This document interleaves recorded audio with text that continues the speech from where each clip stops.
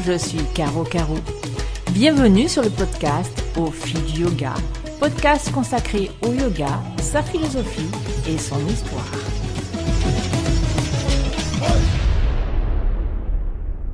Bonjour et bienvenue sur le podcast Au fil du yoga. Aujourd'hui, j'avais envie de vous parler d'anatomie de la respiration. Pourquoi ? Vous savez que le pranayama est un des éléments clés de la pratique de yoga, selon les Yoga Sutras de Patanjali, pranayama qui a été aussi amplement discuté, notamment avec le Hatha Yoga Pradipika, qui est un des autres grands textes du yoga. Mais pas que. On nous dit dans un cours de respirer. On nous propose dans un cours de faire Kapalabhati, de faire Samavriti, de faire Anuloma Viloma, et nous de regarder le professeur bouger ses mains au-dessus des narines, par exemple. On nous propose également de faire des rétentions à poumons pleins ou des rétentions poumons vides. On nous propose en fait un certain nombre d'exercices de respiration qui s'appelleront aussi dans un cours pranayama, dans le but de réguler sa respiration pour aller encore un peu plus en avant dans ce qu'on appellera yoga, l'union. Dépasser sa simple limite physique et puis focaliser sa conscience sur des éléments du microcosme intérieur jusqu'à réaliser qu'il y a une connexion parfaite, intégrale, complète avec le macrocosme extérieur, celui de l'univers. Jusqu'à ce que on réalise que le divin que l'on croit être projeté à l'extérieur est aussi en nous.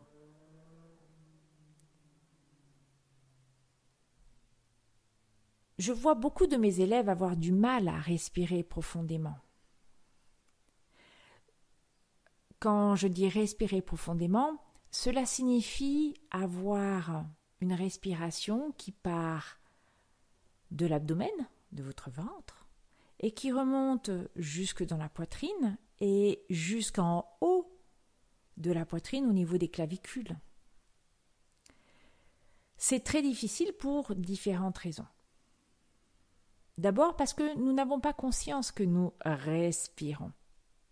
Imaginez, vous arrêtez de respirer, vous mourrez. La respiration est quelque chose d'automatique dans notre corps. C'est vraiment le compagnon fidèle de notre vie, avec le cœur. Les deux éléments indispensables pour vivre. Et puis aussi, malheureusement, d'autres facteurs vont venir limiter notre respiration. Le premier d'entre lui, le plus connu maintenant, parce que énormément vulgarisé, c'est le terme qui revient systématiquement dans les conversations, c'est le mot stress. Le stress coupe notre respiration. Nous haletons quand nous sommes stressés. Et pourquoi donc ? En fait, c'est pour ça que je vous invite sur cet épisode à parler d'anatomie de la respiration. Pour comprendre.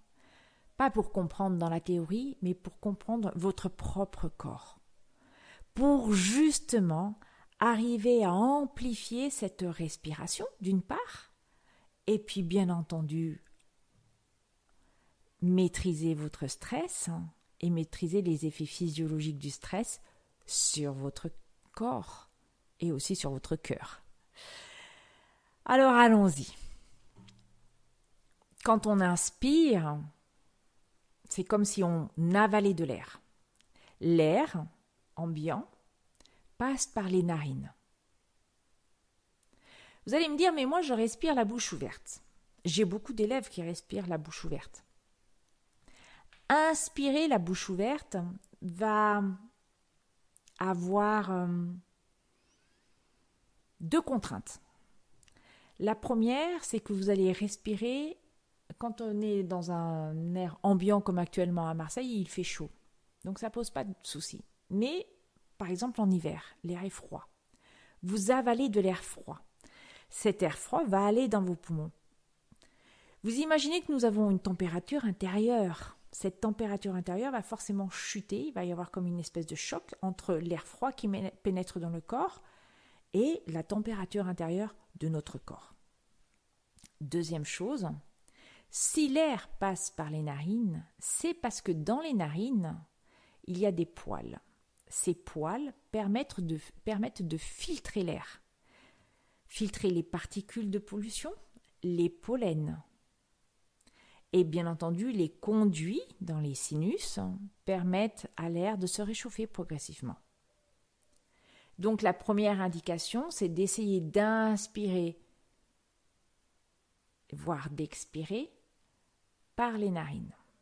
On a aussi la sensation que lorsqu'on inspire avec la bouche, on avale beaucoup plus d'air que par le nez. Alors oui et non. Oui, si vous avez une respiration très saccadée. C'est-à-dire que le temps d'inspire avec les narines sera très très bref. 1. Comme ceci. Par contre, à partir du moment où vous allez commencer à allonger un tout petit peu l'inspiration sur 2 temps, 3 temps, à ce moment-là, le volume d'air qui passe par le nez, en fait, est beaucoup plus important que le volume d'air que vous mettez dans votre bouche. Et donc, la qualité de la respiration sera d'autant plus grande que lorsque vous inspirez par les narines. Donc l'air va aller dans les poumons. On est bien d'accord, l'air ne va nulle part ailleurs dans le corps. Il suit un conduit qui le conduit justement jusque dans les poumons.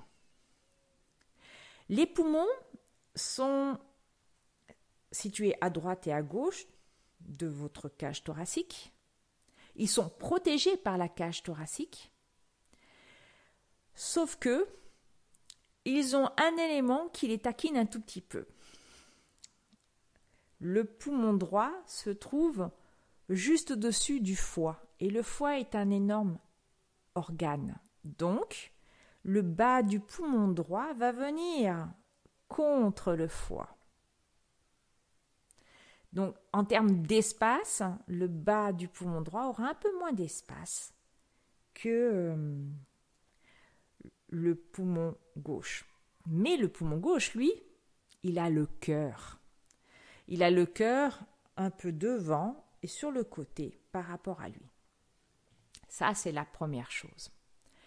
Deuxième chose, saviez-vous que vos poumons, le bord supérieur de vos poumons se trouve juste au-dessus de vos clavicules. Donc suivez la ligne de votre cou, descendez, et là vous allez avoir le sternum, le début du sternum avec les clavicules. Ici. Eh bien vos poumons arrivent juste dans ce coin-là. C'est pour ça que parfois vous entendrez parler de respiration claviculaire en yoga. Qu'est-ce que ça veut dire? Ça veut dire que vous allez remplir le bord supérieur de vos poumons. Continuons. Qu'est-ce qui permet ensuite ce mouvement d'inspiration et d'expiration? Il y a un muscle qui fait ce travail-là, c'est le diaphragme. Le diaphragme agit sous l'impulsion de la commande du cerveau, via le biais du nerf phrénique. Alors, qu'est-ce que ça veut dire? Eh bien, quand vous allez inspirer, Ce diaphragme, qui ressemble à une espèce de parachute qui est attaché à vos côtes à l'intérieur et sur la colonne vertébrale, va descendre vers le bas pour s'aplatir,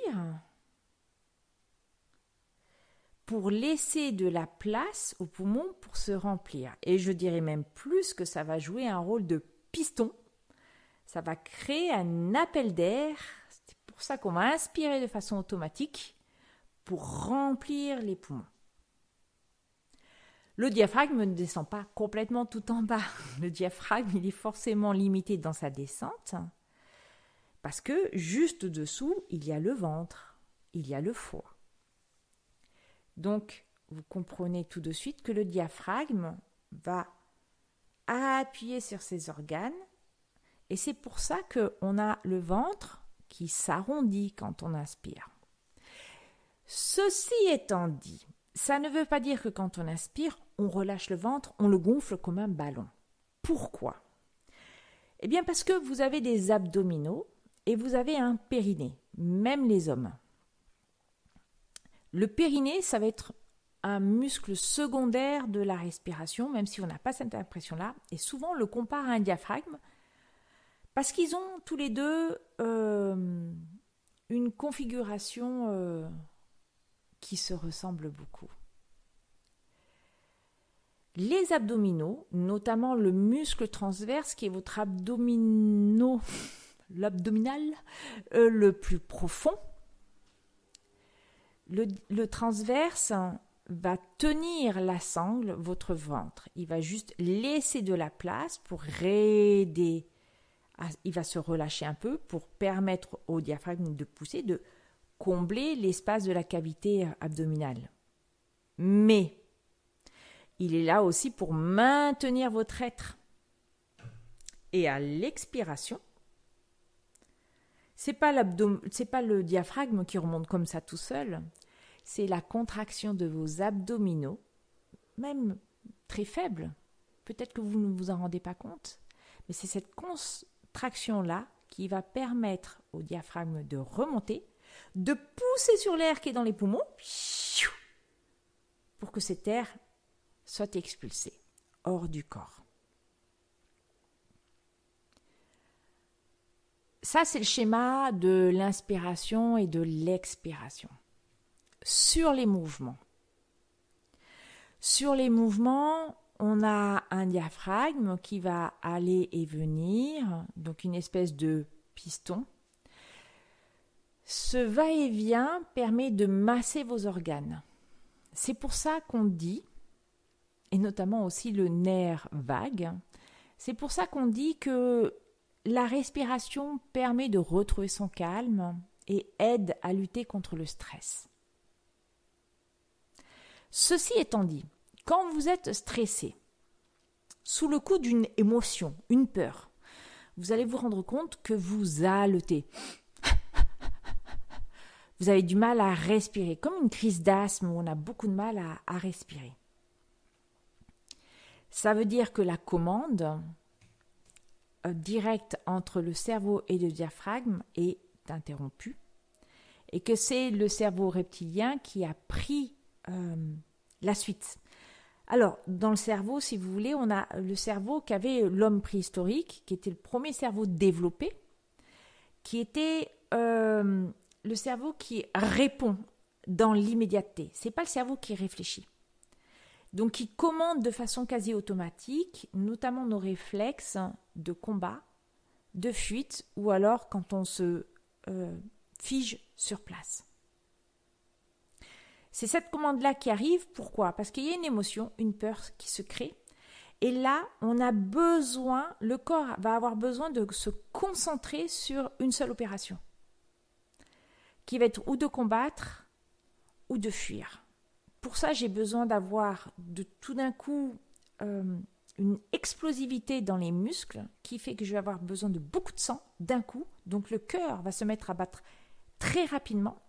Pour cela, le cerveau va commander une réorientation des hormones vers celles qui permettent justement cette augmentation du rythme cardiaque et de la respiration.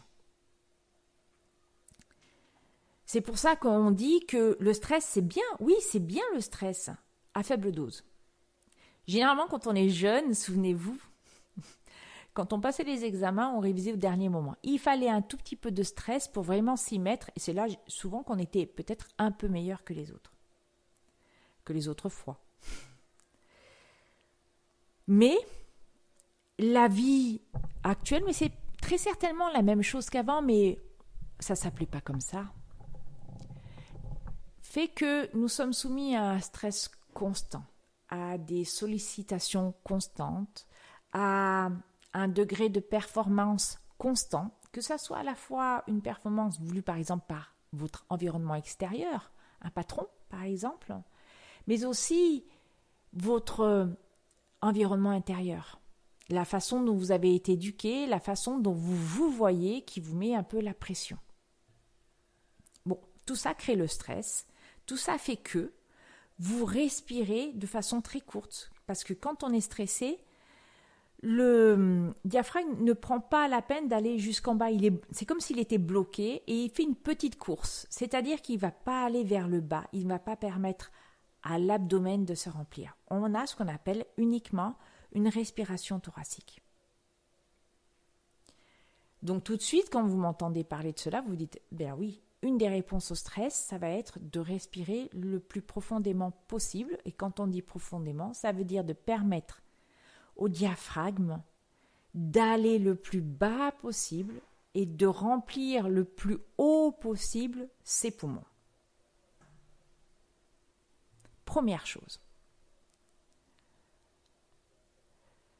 Pour que les poumons puissent se remplir de façon optimale, faisons une espèce d'image 3D de la cavité thoracique. Donc vous voyez ce parachute qui est là au-dessus, quand on regarde par en dessous, c'est notre diaphragme. Et puis, on a les deux poumons. Mais les poumons, comme j'ai dit tout à l'heure, ils sont enserrés dans la cage thoracique. Cette cage thoracique, par-dessus les côtes, il y a des muscles. Alors, il y a des tout petits muscles qui sont entre chaque côte, qui va permettre la mobilité de la cage thoracique. C'est ce qu'on appelle les muscles intercostaux. Et puis, vous allez avoir aussi sur le devant les deux grands muscles que sont le majeur et le mineur, le grand pectoral et le petit pectoral. Imaginez que ces muscles sont contractés, c'est-à-dire qu'ils sont très courts. On a un muscle a une longueur de départ au repos. Le muscle, il peut s'allonger, il peut se contracter.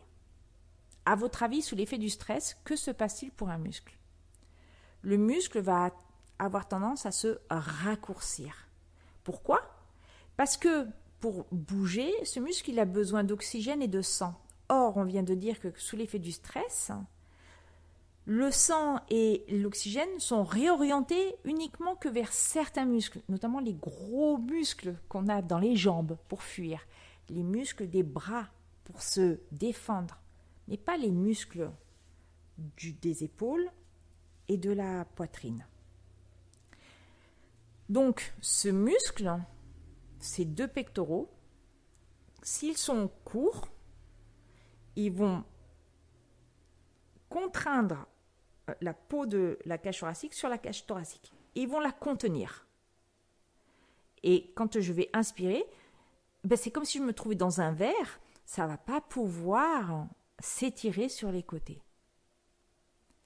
Par contre, si imaginez un ballon, si je gonfle le ballon, j'ai l'air qui rentre et hop, les parois s'évasent à 360 degrés. C'est ça la respiration. Une respiration profonde avec des muscles qui sont libérés au niveau de la poitrine et les muscles intercostaux vont vous permettre de créer comme une espèce de ballon dans votre cage thoracique pour avoir une expansion à 360 degrés, ce qui va permettre aux poumons de s'exprimer librement. Donc là, on est sur les côtés des poumons, devant, derrière, à droite et à gauche. Maintenant, l'expansion des poumons vers le haut. On a dit que le haut des poumons était, juste à la base du cou en fait. Dans le cou, nous avons beaucoup de muscles.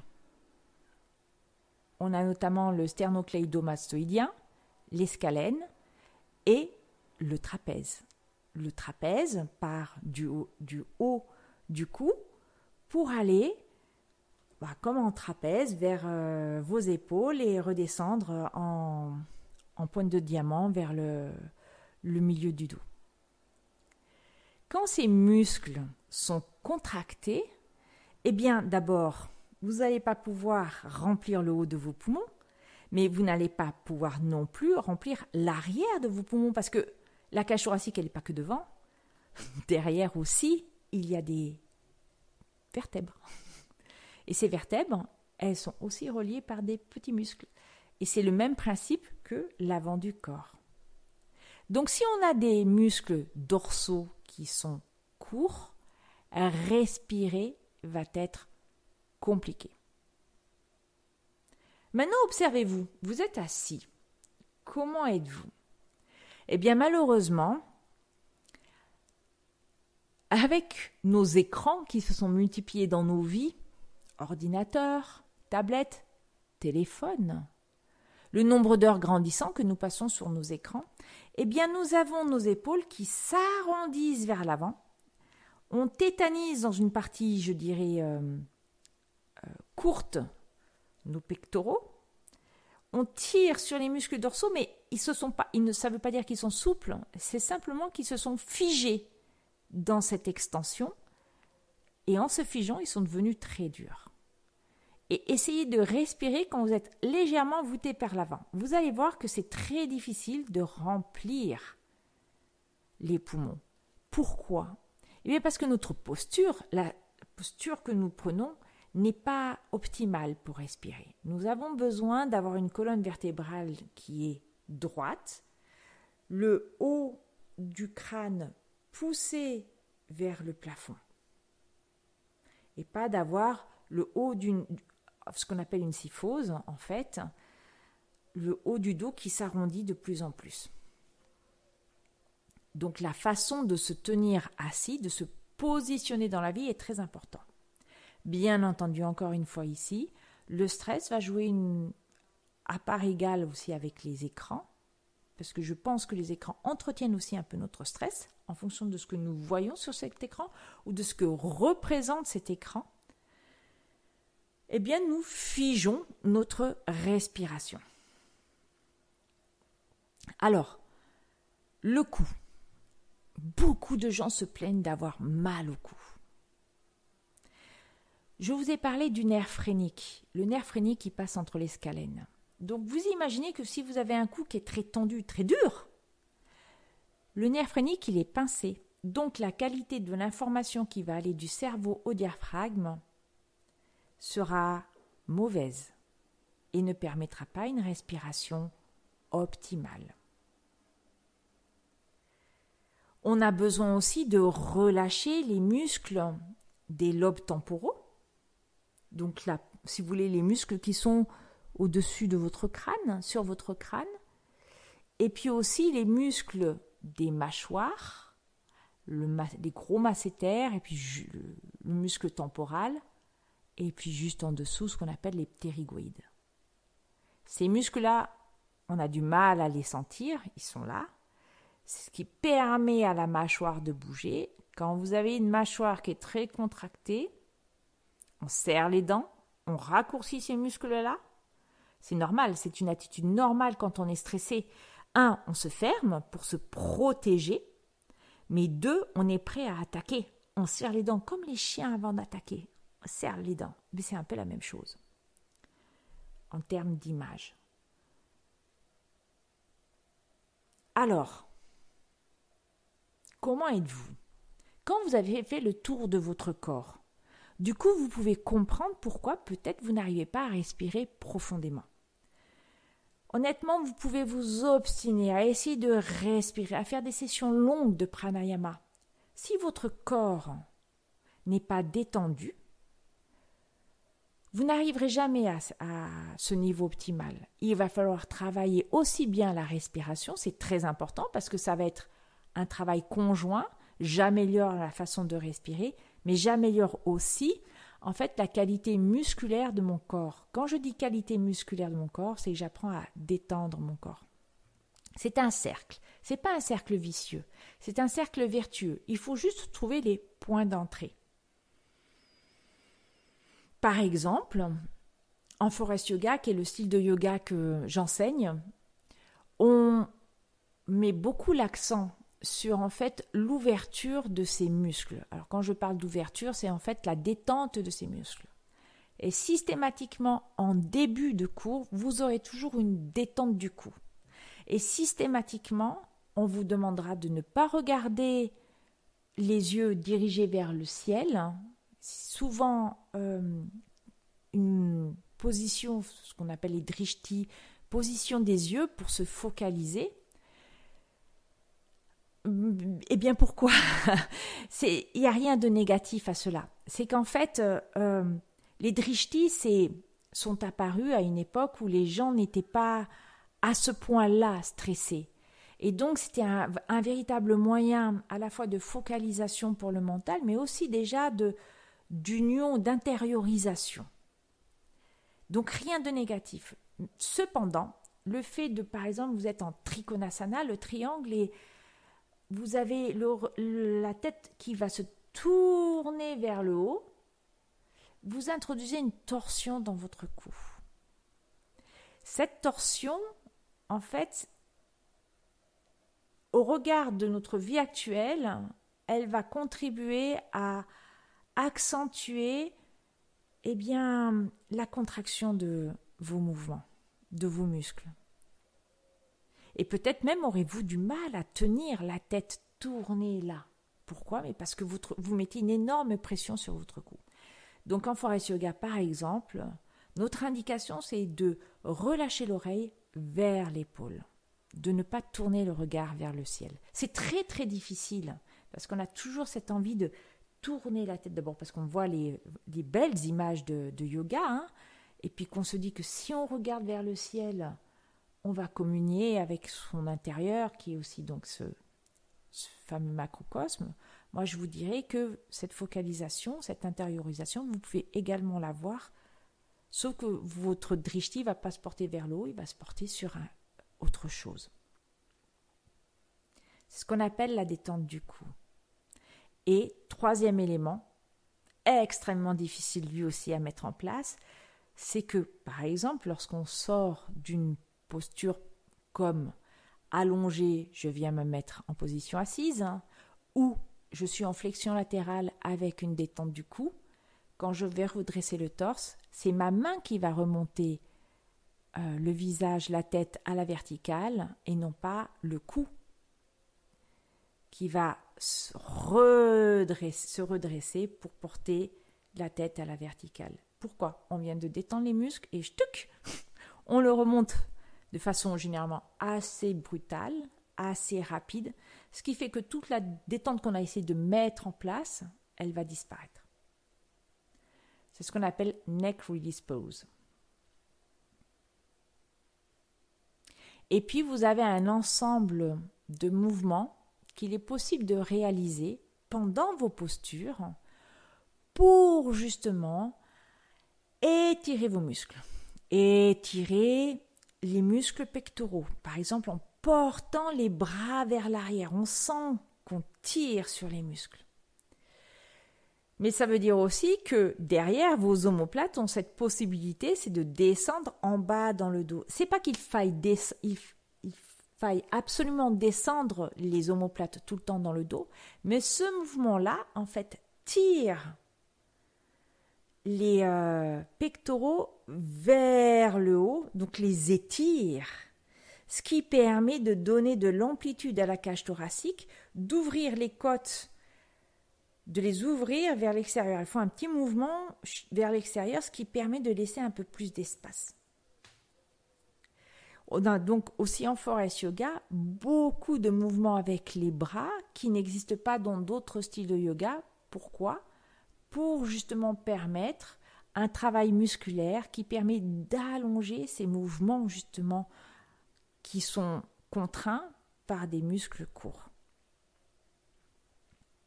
Vous pouvez faire l'essai. Vous avez les bras en croix, vous êtes assis ou debout, et tournez les bras vers l'intérieur, tournez les bras vers l'extérieur, et regardez ce que fait votre poitrine. Voilà, tout simplement. Et donc, il y a tout un ensemble d'autres mouvements. Tout ça, donc, pour étirer ces muscles. Alors, en fait, le Forest Yoga est beaucoup basé sur, effectivement, l'anatomie pour essayer d'optimiser le plus possible ces mouvements. Et effectivement, à partir de là, vous aurez un peu ouvert, un peu libéré votre corps, ce qui vous permettra, cette fois-ci, d'inspirer profondément, d'expirer profondément, et de mettre en place cette fois-ci de véritables instruments à la fois pour lutter contre le stress, mais aussi d'autre part pour réaliser vos exercices de pranayama. Mais ça fera l'objet d'un prochain podcast. Merci beaucoup de m'avoir écouté et je vous dis à très bientôt.